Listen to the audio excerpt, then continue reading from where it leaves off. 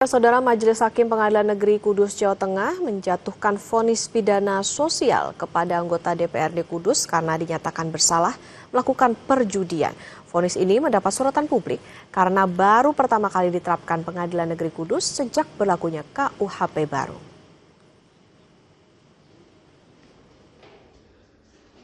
Terdakwa SR, anggota DPRD Kudus, Jawa Tengah, dinyatakan terbukti secara sah melanggar pasal 303 KUHP lama yang kemudian disesuaikan Undang-Undang Nomor 1 Tahun 2023 KUHP baru tentang perjudian.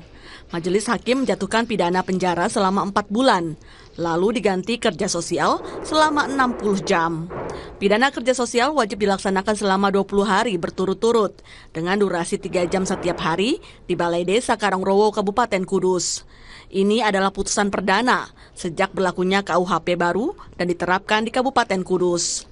Atas putusan ini, Jaksa Penuntut Umum masih menunggu salinan resmi putusan dari Pengadilan Negeri Kudus untuk menentukan langkah hukum selanjutnya.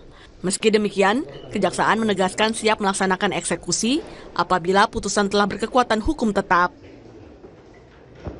Kami masih menunggu salinan putusan dari pengadilan agar bisa segera kita pelajari serta menentukan langkah-langkah selanjutnya. Jadi tidak berdasarkan putusan yang dibacakan secara sepihak oleh Majelis Hakim, karena di situ juga secara eksplisit, secara lengkap kan juga perlu kita tahu kira-kira ini bagaimana.